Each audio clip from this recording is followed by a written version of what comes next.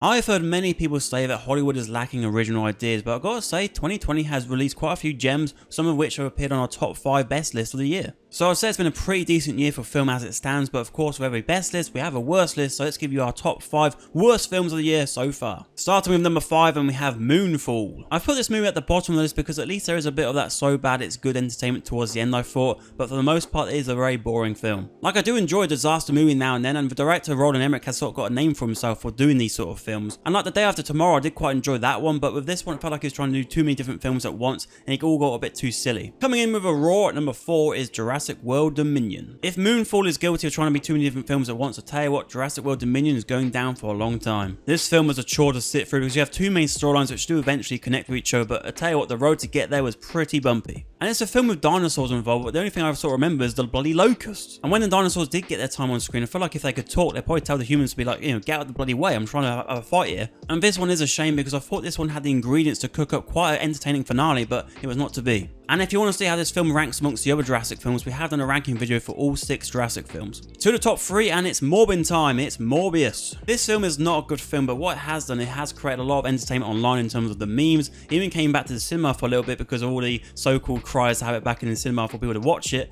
but everyone was busy that weekend, unfortunately. So I'll give it some credit for its contribution towards pop culture, but as a film it was pretty dull. The ending was so anticlimactic. Oh my word, everyone was looking around like, oh that's it. And then the bloody end credit scenes were so awful. Oh my word, some of the worst I've seen. I think they are the worst I've actually seen ever. And Jared Leto is on a proper stinky run right now. I think he either needs to take a break or get a better agent. To the top 2 now, and we have the 355. Do you remember this film coming out? I mean, the only reason I remember it coming out was because I did a review for it. But otherwise, damn, this is one forgetful film. This is one of the first films I saw in 2022 in January, and I gotta say, January is very well known for being like a cemetery for films, and this one came in dead on arrival. And I mean, this film's got some good actors like Jessica Chastain, Sebastian Stan, Lupita Nyong'o, Penelope Cruz, but they're all there for one reason: that bloody paycheck. So what's worse than these 4 films? Well, there was one film at the cinema I watched with a couple other people which was so bad that it takes the first spot, and that is Firestarter. Adapted from the novel by Stephen King, this is actually the second time they've done a Firestarter film, with the first one in 1984 with Drew Barrymore. And this 22 version just did the bare minimum, and I think they got Zac Efron involved just to try and get a few tickets sold. Fortunately, the runtime was only an hour 30 with credits, so the awful experience didn't drag on too long, but yeah, this is just a non-event of a movie. Like, the cinema is basically my second home, so to have a film which makes me want to leave ASAP,